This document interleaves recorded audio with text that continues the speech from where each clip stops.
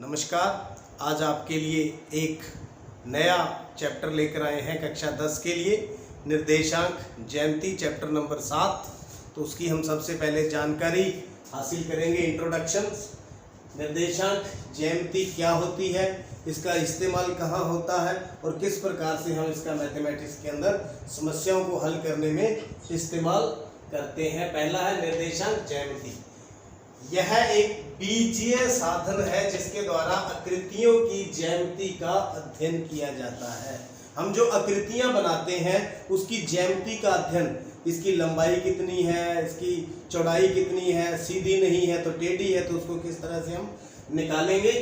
हमें बीजगणित का उपयोग कर आकृतियों की ज्यामिति समझने में सहायता करता है। कौन? निर्देशांक ज्यामिति ये सहायता करती है। इसका उपयोग विभिन्न क्षेत्रों जैसे भौतिकी, इंजीनियरिंग, समुद्री परिवहन, भूकंप शास्त्र इत्यादि में होता है। फिजिक्स के अंदर इसका बहुत इस्तेमाल होता है, इंजीनियरिंग के अंदर भी इसका यूज होता है, समुद्री परिवहन के अंदर कहाँ कौन सा बिंदु है ये निर्धारित किया जाता है, भूकंप शास्त्र में भूकंप का केंद्र क्या है और केंद्र से कितनी दूरी पर कितना प्रभाव पड़ेगा, तो ये सारा हम निर्देशांक ज्यामिति के द्वारा समझते हैं। तो निर्देशांक ज्यामिति के अंदर होता क्या है, हमारे पास ये दो अक्ष हैं, एक x और एक y। इसको क्या बोलते हैं?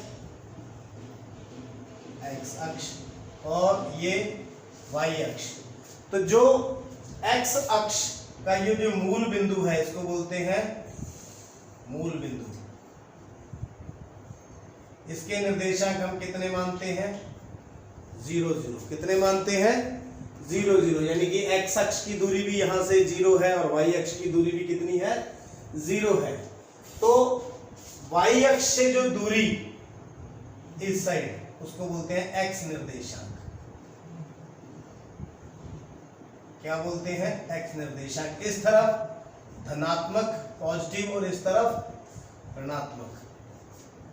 y अक्ष से जो दूरी होती है वो x निर्देशांक को निर्धारित करती है। x अक्ष से जो दूरी होती है या ऊपर की तरफ या नीचे की तरफ। ऊपर की तरफ तो होते हैं पॉजिटिव और नीचे की तरफ नेगेटिव, उसको बोलते हैं y निर्देशांक।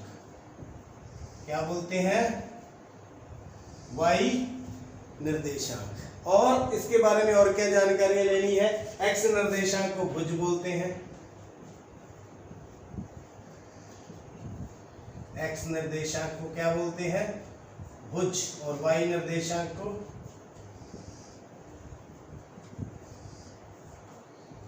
कोटि। क्या बोलते हैं?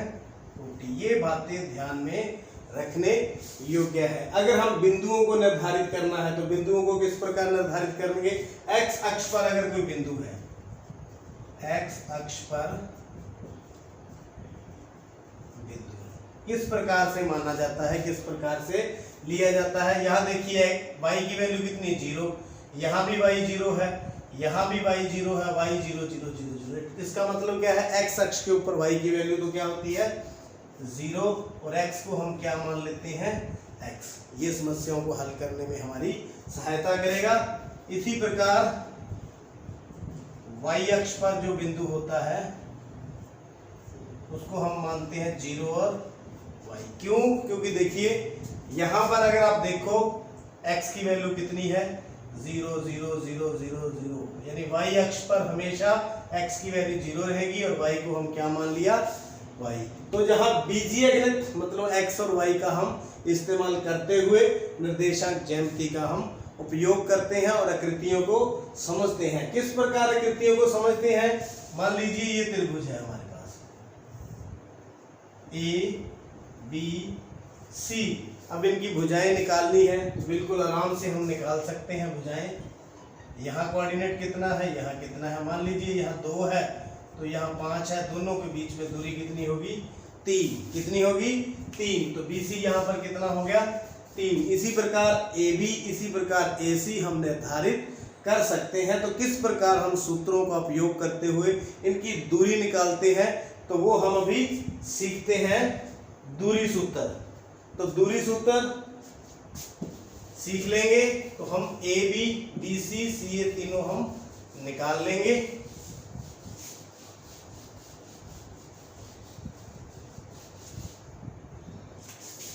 बात करते हैं दूरी सूत्र की। बिल्कुल क्लियर अच्छी तरीके से आपको बताया जाए। वाई एक्सिस और एक्स एक्सिस, तो ये मैंने ड्रॉ कर लिए। ये हो गया 0, ये हो गया एक्स अक्ष, ये हो गया वाई अक्ष। तो ये 1 2 3 4 5, 1 2 3 4 5, नीचे माइनस का 1 माइनस का 2 माइनस का 3 माइनस का 4। तो किस प्रकार बिंदुओं के बीच दूरी निकाली जाती है ये हम बात करते हैं। मैंने एक बिंदु ये ले लिया और एक यहां ले लेता हूं मैं, ये। अब इन बिंदुओं के बीच दूरी लेनी है हमने। ये ए है, ये बी है। ए और बीच की दूरी, ए और बी के बीच की दूरी किस प्रकार से निकालेंगे? देखिए यहां, देखिए इसके यहां कितना है, यहां से ऐसे हम ड्रॉ कर लेते हैं, ऐसे ऐसे। ये हमने ड्रॉ कर लिया। ए बी, इसका नाम क्या दे दें? सी। तो देखिए ए और सी कितना है, पहले ए और सी के बीच दूरी दिख रही है आपको कितनी है? ये 2 है, ये 5 है, तो ये कितना होगा बीच में? 3। निकला कैसे? 5 - 2 बराबर में 3, तो कितनी है? 3। अब बी सी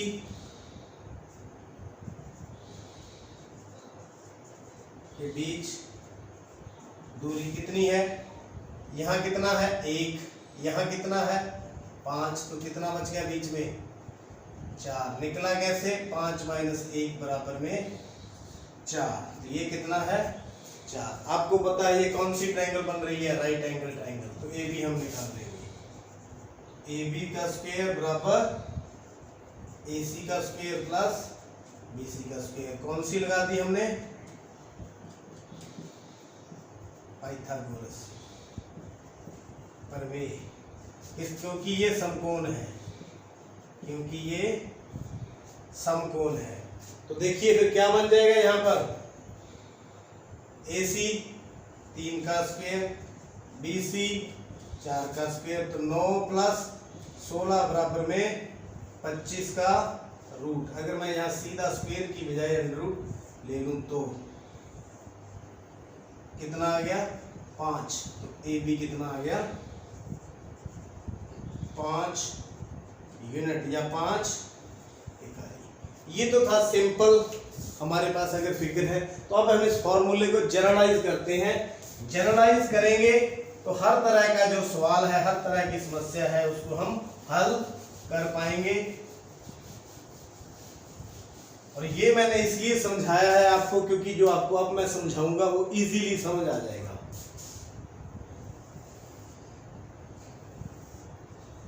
यहां देखिए 0, ये एक पॉइंट है, ये एक पॉइंट है। ये ले लेता हूं x1 y1, ये x2 y2।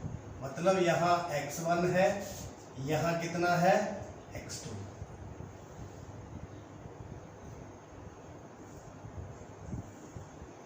यहाँ कितना है?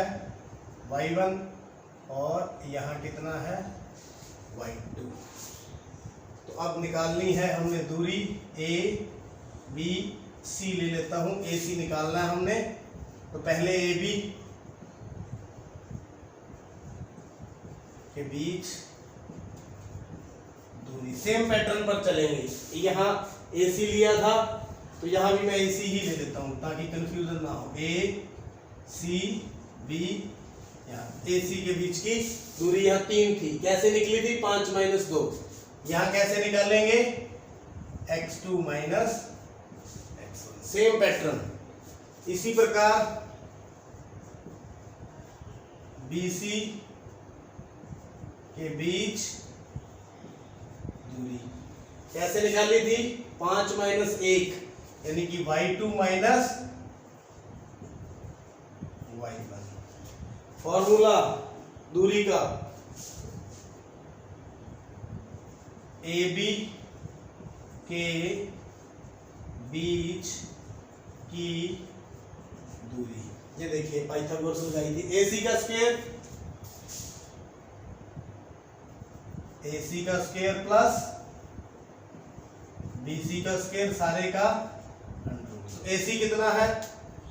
x2 माइनस x1 का square plus y2 minus y1 का स्क्वायर सारे का अंडर। तो ये जनरलाइज फॉर्मूला है, आप कहीं भी अप्लाई कर सकते हो। AB के बीच की दूरी को हम AB बार बराबर में under root x2 minus x1 का square plus y2 minus y1 का स्क्वायर। इस फार्मूले के द्वारा अब किसी भी प्रकार का डिस्टेंस हो, अगर वहां बिंदु हमें मालूम है तो हम उसको निकाल सकते हैं। ये निर्देशांक ज्यामिति के द्वारा इसका उपयोग है। आइए इससे संबंधित एक्सरसाइज जो है हमारी 7.1 उसको भी शुरू करते हैं। एक्सरसाइज का जो पहला सम है, दूरी ज्ञात करनी है। दूरी सूत्र जो भी सीखा था, यहाँ हमारे पास बिंदु है 2, 3 और 4 और 1। तो इनको हम सिंबॉलिकली इस प्रकार से लिख लें। मान ले A और ये कौन सा B, 4 और 1। तो इनके बीच की दूरी हमें निकालनी है। तो फॉर्मूला हमारा क्या था? पहले बिंदु थे x1 y1, दूसरे थे x2 y2। A और B के बीच की दूरी क्या थी? इसको ऐसे भी लिख सकते हैं हम AB तो x2 माइनस x1 का square plus y2 minus y1 का स्क्वायर। कितना आसान है, आपके सामने सब कुछ पड़ा है, अब फिल कर दें। x2 4 माइनस 2 का स्क्वायर प्लस 1 माइनस 3 का स्क्वायर। 4 में से 2 गए, 2 का स्क्वायर प्लस माइनस 2 का स्क्वायर। ये भी 4, ये भी 4, माइनस 2 का स्क्वायर 4 होता है तो 8 का अंडर रूट। या इसको इस तरह से भी लिख सकते हो, 4 का अंडर रूट निकाल दो, 2 अंडर रूट 2 इकाई। तो ये आपके सामने डिस्टेंस आ गया फर्स्ट का, बहुत ही आसान है। ऐसे ही सेकंड A हमारे पास कितना है? -5 और 7। ऐसे खींच लो। B लेट कर लो -1 और 3। AB बार मतलब A और B के बीच की दूरी। फॉर्मूला x2 माइनस x1 का square plus y2 minus y1 का स्क्वायर। ये x1, ये y1, ये x2, ये y2। बस पुट कर दो, बस गलती मत करना। x2 कितना है? -1 माइनस x2 -1। x1 कितना है? -5। बस यहाँ गलती करोगे, इस बात का ध्यान रखना। यहाँ 2 बार माइनस है, एक बार तो फॉर्मूले वाला और एक x1 की value. Plus y2 3 minus y1 7 का स्क्वायर। तो -1 माइनस माइनस क्या हो गया? +5 प्लस -4 का स्क्वायर। तो ये भी 4 का स्क्वायर, ये भी -4 का स्क्वायर। तो कितना आ गया? 16 प्लस 16। -4 का वर्ग कितना होता है? प्लस का 16 है। तो इसको हम 32 लिख दें या यूं लिख दें 16 गुणा में 2। 16 का वर्गमूल कितना आ गया? 4। 4 वर्गमूल 2 इकाई। आंसर। तीसरा पार्ट तीसरे पार्ट के अंदर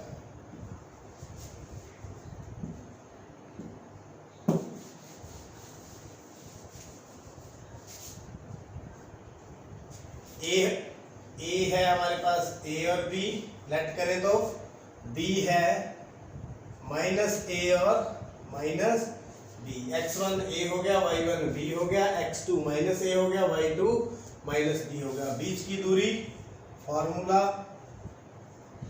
यही रहेगा, बस फॉर्मूले में पुट कर देते हैं। x2 माइनस ए फिर minus a plus y2 minus b का स्क्वायर, तो माइनस 2a का whole square plus minus 2b का whole square, minus 2a into minus 2a 4a square plus 4b square का अंडर रूट। तो 4 हमने common ले लिया, a square plus b square सारे का अंडर रूट। 4 का कितना होता है under root? 2। A square plus b square इकाई। तो ये हमारे पास आंसर। तो उम्मीद करता हूँ दूरी सूत्र को किस प्रकार से लगाना है आप अच्छी तरह से समझ चुके हैं। निर्देशांक ज्यामिति की जो जानकारी है और दूरी सूत्र कैसे बना ये भी आप समझ चुके हैं। देखने के लिए आपका बहुत बहुत धन्यवाद।